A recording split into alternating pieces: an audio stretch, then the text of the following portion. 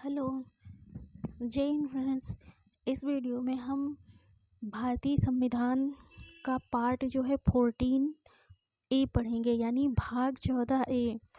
भाग 14A में जो है ट्रिब्यूनल्स के बारे में प्रावधान किया गया है, यानी अधिकरण के बारे में प्रावधान किया गया है, जिसका जो है अनुच्छेद 323A और 323B है। 323A और 323B है। तो यहाँ पे जो ये अधिकरण गठन करने का जो प्रावधान किया गया है, यानी ट्रिब्यूनल्स का प्रावधान किया गया है, ये संविधान के जो है मूल संविधान में नहीं था। इसको जो है संशोधन करके भाग 14A में जो है जोड़ा गया है या ऐड किया गया है। तो देखते हैं कौन से संशोधन द्वारा इसको जो है भारतीय संविधान में जो है ऐड किया गया है। तो भारत के संविधान में यह अध्याय 42वें संविधान संशोधन अधिनियम 1976 द्वारा जोड़ा गया है, और इसके तहत जो है संसद को विभिन्न मामलों के लिए जो है मामलों के विनिश्चय के लिए विभिन्न प्रकार के अधिकरणों की स्थापना की शक्ति प्रदान की गई है। यानी जो भाग 14A में जो है ट्रिब्यूनल्स के गठन के बारे में जो प्रावधान किया गया है, ये 42वें संशोधन अधिनियम 1976 द्वारा जोड़ा गया है, और इसमें जो है 2 अनुच्छेद जोड़े गए हैं, जो अनुच्छेद 323A और 323B है। इसके तहत जो है संसद को या जो है विधानमंडल को जो है यह शक्ति प्रदान की गई है कि वह कानून बनाकर जो है अधिकरण यानी ट्रिब्यूनल्स का गठन जो है कर सकती है। तो यहाँ पे देखते हैं सबसे पहले जो अनुच्छेद जो है 323A में जो है प्रशासनिक अधिकरण यानी एडमिनिस्ट्रेटिव ट्रिब्यूनल्स के गठन के बारे में प्रावधान किया गया है। यानी जो प्रशासनिक अधिकरण है, इसके गठन करने की जो शक्ति है वह संसद को दी गई है। तो यहाँ पे देखते हैं कि संसद जो है किन मामलों का निपटारा के लिए या किन मामलों में विवादों के निपटारे के लिए जो है प्रशासनिक अधिकरण का गठन कर सकती है। तो यहाँ पे जो 323A में जो है ये मतलब कि ये बहुत ही इम्पॉर्टेंट है, पॉइंट करने की बात है कि यहाँ पे जो 323A है, इसमें जो है प्रशासनिक अधिकरण यानी एडमिनिस्ट्रेटिव ट्रिब्यूनल्स की जो है गठन की शक्ति जो है संसद को दी गई है कि संसद जो है कानून बनाकर या विधि बनाकर जो है ट्रिब्यूनल्स की गठन की जो है गठन कर सकता है। और जो 323B है, 323B में जो है अन्य विषयों के लिए जो है अधिकरण या ट्रिब्यूनल्स के गठन की जो है का प्रावधान रखा गया है। तो यहाँ पे देखते हैं 323A। जो 323A में प्रशासनिक अधिकरण के गठन की बात की गई है, उसको देखते हैं कि किन मामलों में विवादों के निपटारे के लिए जो है संसद विधि बनाकर ट्रिब्यूनल्स का गठन कर सकती है।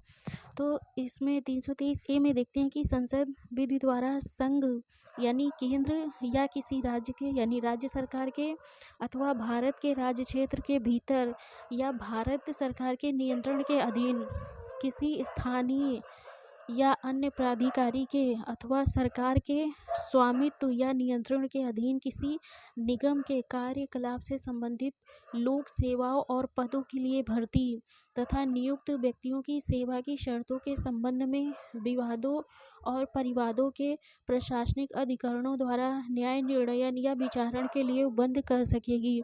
यानी प्रशासनिक अधिकरण जो है उन विवादों के लिए जो है निपटारे के लिए जो है गठन करने की बात करता है। जो मतलब कि लोक सेवाओं के जो कर्मचारी होते हैं, उनकी जो है अगर पद से संबंधित कोई और या भर्ती से संबंधित कोई विवाद है, उनकी नियुक्ति और सेवा शर्तों से संबंधित कोई विवाद है, चाहे वो केंद्र सरकार के लोक सेवक हों या राज्य सरकार के लोक सेवक हों, तो उन विवादों को निपटारे के लिए जो है शीघ्र यानी जल्दी निपटारे के लिए जो है संसद कानून बनाकर जो है प्रशासनिक अधिकरण के गठन का प्रावधान कर सकती है, और उसके प्रशासनिक अधिकरण के द्वारा ही इन विवादों का जो है निपटारा किया जाएगा। तो संसद ने इसके लिए कानून भी बनाया है। संसद ने जो है प्रशासनिक अधिकरण अधिनियम 1985 पारित किया है, जिसके तहत जो है प्रशासनिक अधिकरण का गठन किया गया है, और गठन से संबंधित जो है सारे प्रावधान जो है प्रशासनिक अधिकरण अधिनियम 1985 के तहत जो है देखना पड़ेगा। यहाँ पे जो है 323 में जो प्रशासनिक अधिकरण गठन की शक्ति है वह संसद को दी गई है। और इसमें जो है इसी अनुच्छेद के तहत जो है यह भी जो है कहा गया है कि जो प्रशासनिक अधिकरण के निर्णय होंगे उसके जो है खिलाफ जो है या उसके विरुद्ध जो है हाई यानी उच्च न्यायालय को कोई अधिकारिता नहीं होगी। मतलब उच्चतम न्यायालय को अनुच्छेद 136 के तहत जो है अधिकारिता होगी। बाकी के जो उच्च न्यायालय और हाई कोर्ट है उनको जो है किसी प्रकार की अधिकारिता नहीं होगी। इसमें जो है या जुडिशियल रिव्यू नहीं कराया जा सकता है ट्रिब्यूनल्स के निर्णय को। इसमें जो है एक केस भी है जो सुप्रीम कोर्ट का है, एल चंद्र कुमार का मामला है। जो एल चंद्र कुमार का मामला है, इसमें जो है उच्चतम न्यायालय ने यह निर्णय दिया है कि जो ये मतलब कि जुडिशियल रिव्यू की पावर को मतलब कि इसमें जो है कम किया गया है हाई कोर्ट की और उच्चतम न्यायालय की। तो ये जो प्रावधान है ये जो है असंवैधानिक जो है बताया गया है इसमें जो है उच्चतम न्यायालय द्वारा। इसको जो है केस को हम आगे देखेंगे। इसके बाद हम देखते हैं अनुच्छेद 323 बी में जो है अन्य विषयों के लिए अधिकरण ट्रिब्यूनल्स फॉर अदर मैटर्स, यानी जो 323 ए में जो है वो प्रशासनिक सेवा से संबंधित जो विवाद होंगे, जो संघ के और राज्य के कर्मचारी होंगे उनके विवादों के निपटारे के लिए जो है प्रशासनिक अधिकरण है। और यहाँ पे जो दूसरे मैटर होंगे जैसे कि टैक्स से संबंधित उनके निपटारे के लिए, और जो है जैसे विदेशी मुद्रा हो गई, सीमा शुल्क, निर्यात आयात, इन विवादों से संबंधित जो है ट्रिब्यूनल के गठन की बात जो है 323 बी में की गई है।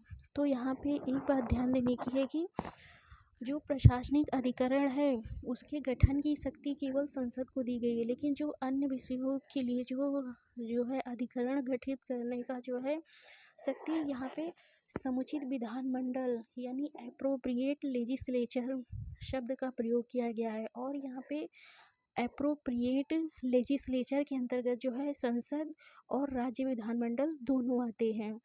तो यहाँ पे जो है संसद और राज्य विधानमंडल दोनों जो है जो ट्रिब्यूनल्स का गठन कर सकते हैं कानून बनाकर।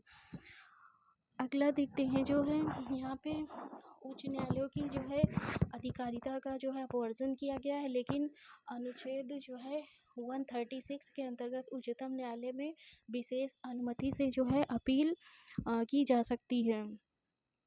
तो यहाँ पे जो है उसके बाद हम देखते हैं जो एल चंद्र कुमार का जो है मामला है उसमें जो है उच्चतम न्यायालय ने यह निर्णय दिया है कि जो है